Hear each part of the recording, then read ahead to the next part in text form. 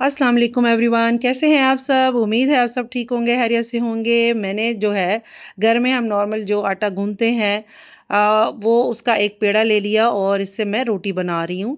अच्छा, ये रेसिपी बहुत ही मुनफरिद है। एक रोटी मैंने बना लिया और पानी एक पैन में ले लिया उबलता हुआ। अपनी जो है वो रोटी मैं बना के इस उबलते हुए पानी में डालूंगी। उससे पहले मैंने इसमें 1 चम्मच ऑयल का डाल दिया है ताकि जो मैं रोटी इसमें डाल के पकाऊं वो इससे चिपके ना। अच्छा, मैंने जो रोटी इस बनाई है वो थोड़ी बड़ी बना दी है, मेरे पैन से बड़ी रोटी है। तो आप पैन के मुताबिक रोटी बनाएं ताकि आप आसानी से उसको उलट पलट कर सकें।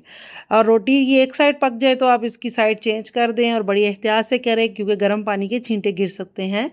मैंने इस छलनी की मदद से जो है इस रोटी को इसमें से निकाल लिया है। पकने के बाद ये इसको 5 मिनट लगे हैं और ये रोटी जो है ये चिपकेगी नहीं क्योंकि मैंने पानी में ऑयल डाला हुआ था। ये मेरी रोटी रेडी है और अब इस रोटी को मैंने फोल्ड कर दिया है।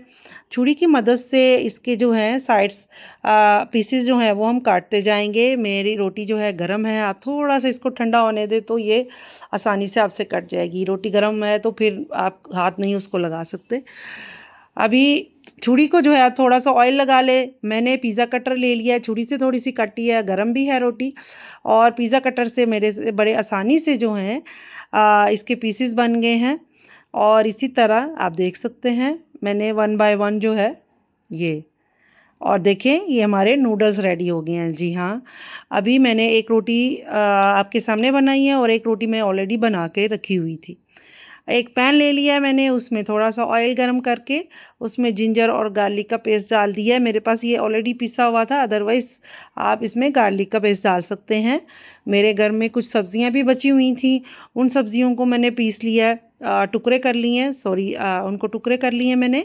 और इस मेरे जो जिंजर और गार्लिक का पेस्ट है इसमें मैंने एक छोटा सा अनियन जो है उसको चॉप करके वो भी इसमें डाल दिया है। ये ऑप्शनल है लेकिन मैं जो है वो थोड़ा सा मैंने इसमें प्याज ऐड कर दिया है और एक छोटा टमाटर जो है वो मैंने चॉप करके इसमें डाल दिया है।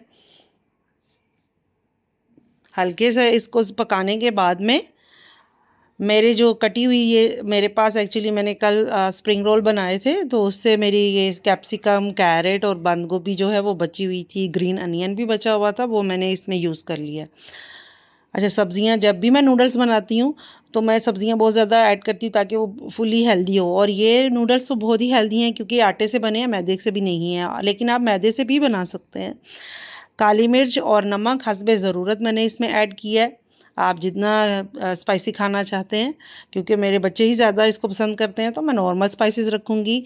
2 से 3 चम्मच मैंने इसमें केचप के ऐड किए हैं। सोया सॉस का एक छोटा टीस्पून जो है वो मैं इसमें ऐड कर दूँगी।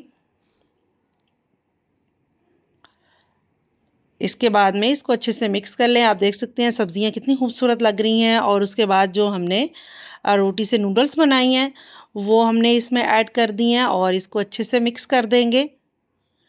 है ना हैरान कुन रेसिपी, बहुत ही मज़ेदार और झटपट बन गई है और घर में जो आटा था उसी से बन गई, बाज़ार जाने की ज़रूरत नहीं पड़ी। थोड़ा सा मैंने स्प्रिंग अनियन जो है वो स्प्रिंकल कर दिया। आई होप आपको मेरी रेसिपी पसंद आई होगी। मेरे चैनल को सब्सक्राइब करें, मेरी वीडियोस को लाइक करें। अल्लाह हाफिज़।